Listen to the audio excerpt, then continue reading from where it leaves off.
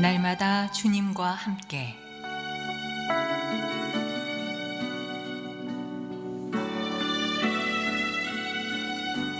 오늘 말씀에 강북 제1교회 황형택 목사입니다.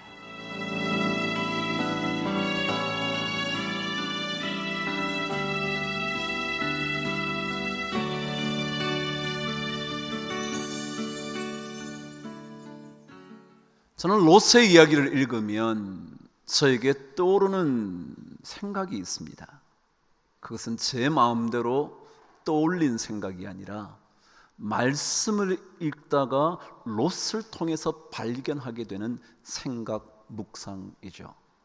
여러분 한번 가만히 생각해 보세요.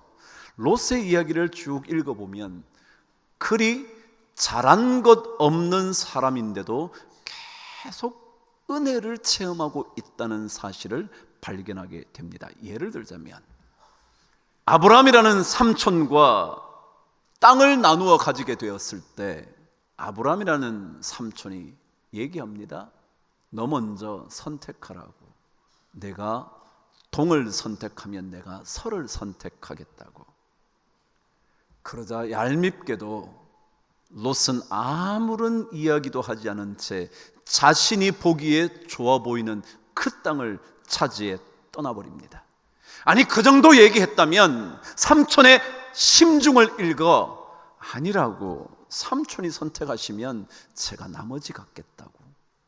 그래야 할 터인데 조금도 주저함 없이 여호와의 동산처럼 보이는 그 땅을 롯은 선택해 가버립니다. 참 얄밉지 않았을까요? 그런데 성경의 이야기는 엉뚱합니다. 롯이 먼저 선택하여 간 그 땅 소돔과 고모라 땅이 침략을 받았을 때 아브라함은 조금도 주저함 없이 자신이 그동안 길러온 군사들을 데리고 롯을 구출해 냅니다. 아브라함은 조금도 주저함 없이 자신이 잘 길러온 군사들을 통하여 롯을 곤경에서 건져내는 겁니다. 이상하죠? 자신의 이익이 앞선 인생을 왜 아브라함은 은혜를 베풀어 주는 걸까요? 그것만이 아닙니다. 오늘 이야기도 그렇습니다.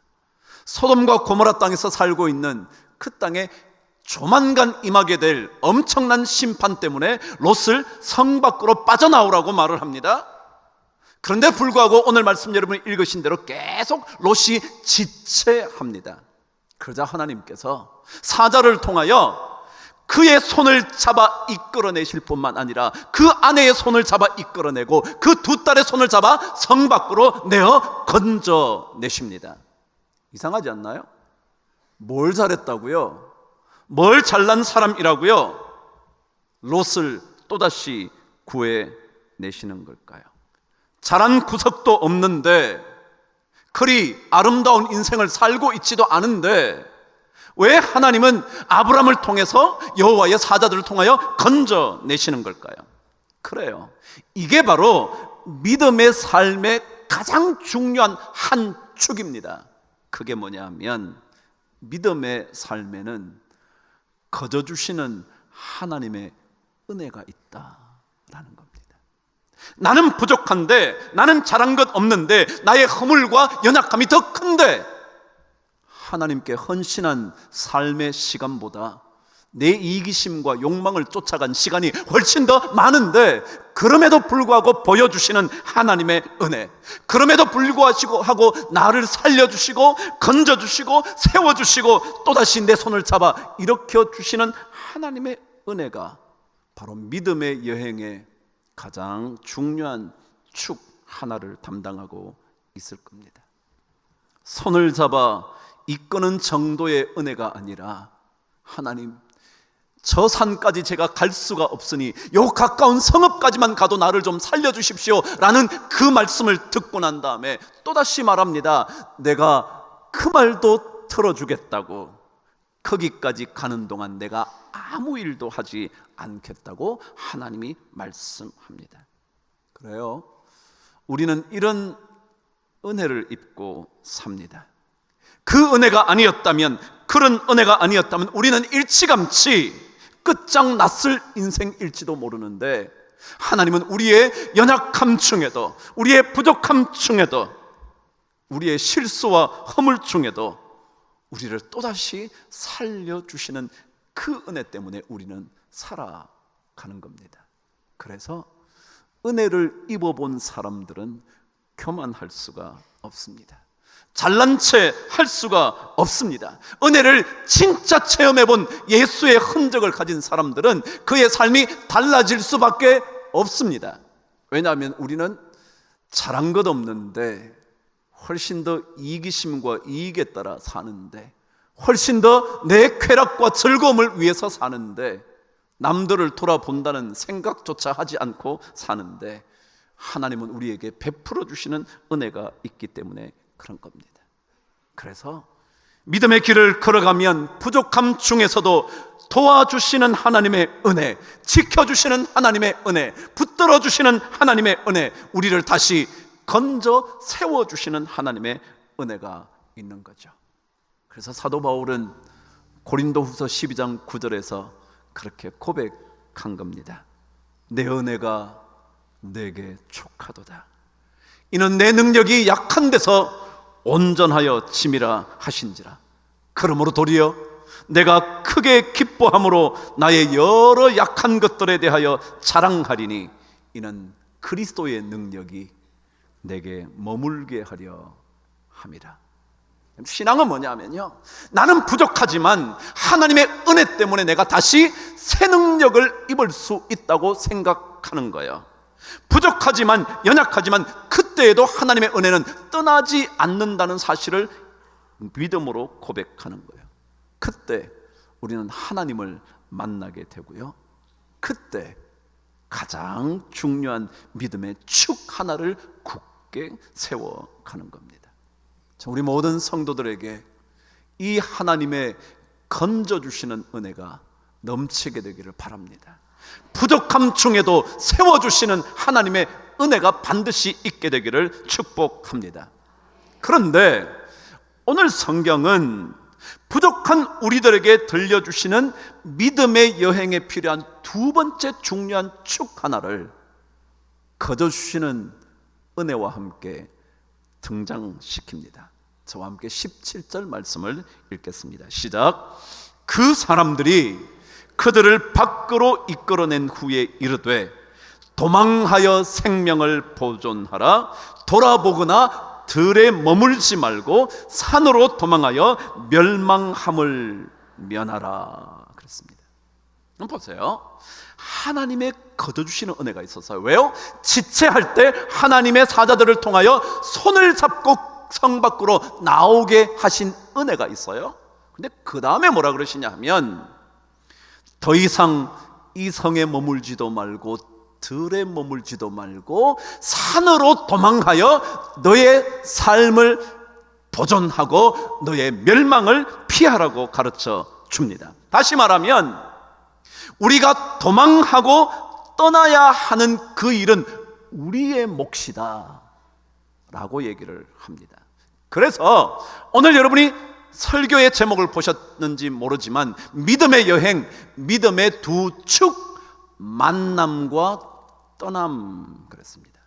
하나님의 은혜를 만나는 것과 동시에 우리에게는 뭐가 필요하냐면 떠나는 일이 필요하다라는 것이죠.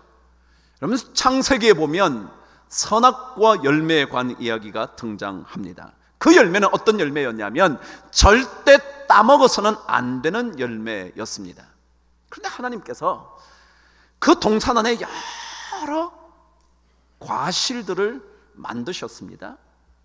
여러분 어떠세요? 하나님이 선악과 열매는 따먹지 말라고 말씀하지 않는다고 해서 따먹으면 살아날 수 있었을까요? 아니요. 선악과는 이미 따먹지 말아야 하는 열매였습니다. 말씀하셨든지 안 하셨든지. 그런데 하나님은요, 그 열매에 대하여 상세하게 설명합니다.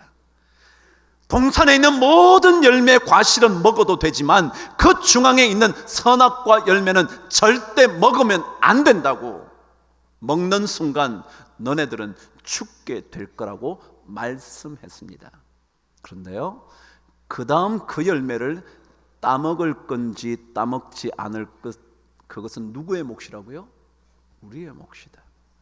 하나님은 따먹지 말라고 말씀하셨죠? 구원의 길을 이미 말씀하신 겁니다. 마치 롯을 성 밖으로 손을 잡아 이끌어내신 구원의 은혜가 이미 주어진 겁니다. 근데 그 다음에 따먹지 말아야 하는 것은 우리의 선택이고 우리의 몫입니다. 그래서 신앙생활 그런 겁니다. 하나님께서 우리에게 구원에 거저 주시는 은혜를 베풀어 주시지만 우리가 되돌아보지 말아야 할 것은 되돌아보지 않아야 하고 머물지 말아야 할 것은 빨리 떠나야 하는 것이 우리의 몫입니다. 왜냐하면 머무름과 되돌아보는 일은 멸망의 길이기 때문에 그런 겁니다. 오늘 말씀 그대로 산으로 도망하여 멸망함을 면하라는 명령에 우리가 따르지 않으면 멸망은 주어질 거라는 겁니다. 거저 주시는 은혜만큼이나 너무도 강력하게 표현된 이야기입니다.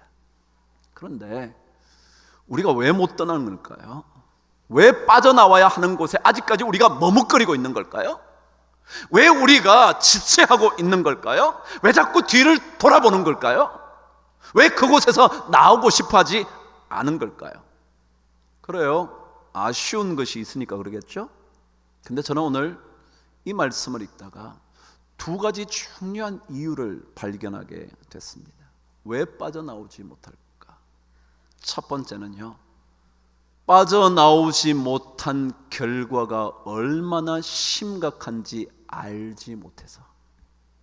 만일 우리가 빠져나오지 못했을 때 주어지는 결과가 얼마나 심각한지를 우리가 깨달을 수만 있다면 우린 나올 거예요. 그렇지 않겠어요?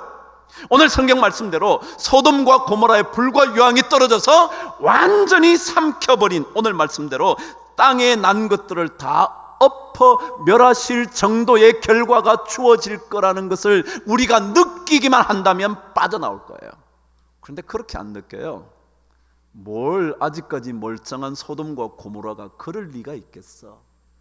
내가 여기 잠시 머무른다고 뭘 그런 일이 있겠어. 세상 사람들 다 그렇게 사는 건데. 그래서 우리는 그 일의 결과가 심각한 것을 깨닫지 못하기 때문에 자꾸 머무는 겁니다. 머물러도 괜찮을 것 같아요. 빨리 움직이지 않아도 될 것 같아요. 그것이 우리의 발목을 잡을 것 같지 않게 느껴지니까요. 내 삶을 곧 멸망시킬지도 모른다는 심각함을 우리가 알지 못하기 때문에 우린 자꾸 있으려고 그러는 거예요. 그 쾌락에 빠져 있는 거예요. 왜요? 빠져나오지 않으면 멸망할 것이라는 것이 안 느껴지는 거예요. 멸망의 전조가 보이는데도 불구하고 우리는 그 전조의 심각함을 모르니까요. 그러니까 자꾸 있게 되는 거죠. 제가 이번에 아프리카를 갔잖아요. 그런데 제가 지난번에 잠깐 말씀드렸지만 이은영 선교사님하고 또 다른 한 선교학 교수, 제 신학교 동기를 만났다 그랬잖아요. 제가 온다는 얘기를 듣고 그 신학교 교수인 선교학 교수가 한번 만났으면 좋겠다 그래서 만나게 된 거예요. 그런데 만났으니까 그 선교사님이 그 선교학 교수님이 팀들을 데리고 다녀왔던 선교지의 얘기를 하다 보니까 예전에 이은영 선교사님이 갔던 선교지 동일한 곳을 가게 된 거예요.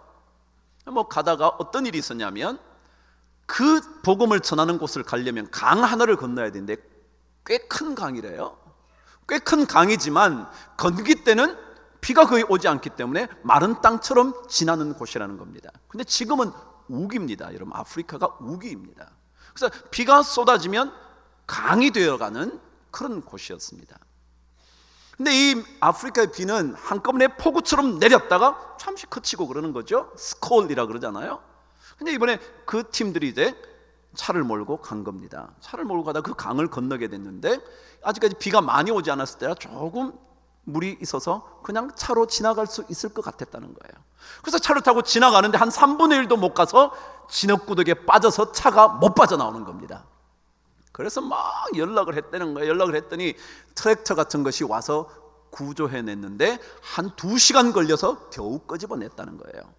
그랬더니 이제 이현영 선교사님이 그 강에 있었던 이야기 하나를 들려주는 겁니다. 예전에 이은영 선교사님이 선교를 가기 위해서 그곳을 갔다는 거예요. 갔는데 그때도 우기였는데 비가 별로 오지 않았기 때문에 강을 건너가고 있었는데 똑같은 현상이 일어나 차가 빠졌다는 거예요. 그래서 막 빠져나오기 위하여 엑셀레이터를 밟으니까 더 왱왱 하면서 막 그걸 파내서 나갈 것 같은데 안 빠지더라는 거예요. 근데 그때부터 비가 내리기 시작하는 거예요. 비가 내리기 시작하는데 비가 조금 더 강하게 내리니까 저기 건너편에 있던 그 마을 사람이 빨리 나오라 그러더라는 거예요. 빨리 차 놔두고 빨리 오라는 거예요. 여러분, 그런데 선교사에게 차가 얼마나 중요한데 그 차를 놓고 갈 수가 없잖아요. 그래서 계속 엑셀을 밟았다는 거예요. 안 된다고, 빨리 나오라고. 그 얘기를 듣고 그 안에 있던 몇 명의 사람들이 빨리 내려서 뛰어나왔다는 거예요. 여러분, 아직까지 그래도 사람은 가벼우니까 물이 좀 있어도 발이 안 빠지고 건너갈 수 있는 걸 막 건너갔더니, 그랬더니 그 순간에 빗물이 엄청 몰려와서 차를 삼켜서 떠내려가 버렸다는 거예요. 그 얘기를 들려주더라고요. 여러분, 우리가 그 물이 어떻게 강력하게 휩쓸어 갈 것인지 심각성을 알면 나올 거예요. 근데 모르면 뭐요? 차 건져야지. 이 차가 얼마나 소중한데, 이게 얼마나 돈을 주고 산 차인데 라고 안 나왔을 거예요. 심각성을 모르면 빠져나오지 않을 거예요. 오늘 성경 말해요. 왜 자꾸 롯이 지체했을까요? 왜 성경은 뒤를 돌아보지 말라 그랬을까요? 왜요? 심각함이라는 것이 느껴지면요, 지체할 수 없어요. 나올 거예요. 신앙생활의 또 다른 축은요, 우리가 빠져나와야 할 곳은 빨리 빠져나와요. 그건 여러분과 저의 몫입니다. 하나님께서 건져주시는 은혜가 있지만 우리가 빠져나와야 하는 또 다른 믿음의 축이 있어요. 만남과 떠남이라는 것입니다. 심각성을 알면 삽니다. 그러나 심각성을 깨닫지 못하면 멸망입니다. 두 번째 이유는 이렇습니다. 왜 못 떠나고 왜 자꾸 뒤를 돌아보죠? 그게 아쉬워서요. 그죠? 아쉽다고요. 근데 이 아쉬움 속에는 어떤 것이 담겨져 있냐 하면요, 앞으로 하나님께서 우리에게 베풀어 주실 것에 대한 믿음이 없어요. 자, 보세요. 지금 손을 잡고 데리고 나왔습니다. 손에 쥐고 온 게 있었을까요? 아니요, 안 나오려고 생각을 했었고요, 더 머물러 있으려고 생각했으니 그 짐을 들고 왔을 리가 없어요. 그리고 천사들이 손을 당겨서 나왔으니 아무것도 없었을 거예요. 그러니까 그들의 마음속에, 롯의 가정 마음속에, 어떡하지? 저 안에 있는 것들 어떡하지? 앞으로 우리는 아무것도 없이 어떻게 살지? 라는 생각이 계속 드는 거예요. 그 생각이 든다는 것은 하나님께서 앞으로 우리 삶을 위하여 베풀어 주실 은혜가 얼마나 큰지에 대하여 기대하고 있지 않다는 거예요. 그래요. 왜 우리가 자꾸 뒤를 되돌아보느냐 하면요, 그건 놓치면 못 살 것 같아서, 그 즐거움을 빼앗기고 나면 나는 더 이상 즐거울 것 같지 않아서. 그렇지만 여러분, 그건 내버려 두고 빈손이지만 하나님의 인도하심을 받으면 하나님은 훨씬 더 좋은 것으로 우리에게 채워주실 것이라는 믿음, 이게 없으면 우리는 떠나지 못해요. 그런데 만일 그 믿음만 있으면, 그 기대감만 있으면, 그 하나님만 신뢰하면 우리는 빈손이라도 떠날 수 있어요. 그래서 예수 믿는 사람은요, 도전하는 사람이에요. 왜요?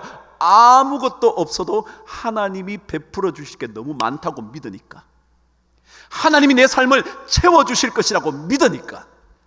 그걸 못 믿으면 놓고 갈 수가 없잖아요. 어떻게 놓고 가요? 이게 내가 어떻게 번 건데, 내가 어떻게 지금까지 쌓아온 건데 어떻게 내가 떠나요? 그런데요, 하나님의 채워주실 것을 믿는 믿음의 사람들은요, 놓고 떠날 수 있어요. 그 즐거움 포기할 수 있어요. 왜냐하면 그것보다 더 즐거움이 큰 것을 우리에게 주실 수 있으니까요. 믿음의 여행은요, 떠나는 거예요. 그래서 어쩌면 지금은 아무것도 없게 되는 것 같지만 반드시 하나님께서 비어진 그곳을 채워주실 것이라는 믿음을 가지고 있어요. 그래서 우리는 뒤돌아보지 않고 갈 수 있어요. 결국 믿음의 여행은 채워주실 하나님을 믿는 거예요. 더 많이 채워주실 하나님을 기대하는 거예요. 더 분명하게 좋은 기쁨과 평강을 주실 줄 믿는 믿음 때문에 그 모든 것들을 떠나보낼 수 있는 거예요. 이사야 48장 18절은 그래서 이렇게 말해요. 내가 나의 명령에 주의하였더라면 내 평강이 강과 같았겠고 내 공의가 바다 물결 같았을 것이라고. 하나님께서 말씀하신 건 떠나라고 말씀하시는, 내가 빠져나와야 하는 그 자리에서 빠져나오는 그 말씀을 듣기만 했다면, 들을 수만 있다면 주님께서 우리를 향하여 가지신 평강이 훨씬 더 클 거라고. 그걸 볼 줄 알아요. 그거 더 좋은 거예요. 여러분, 사이렌이라는 단어를 아시죠?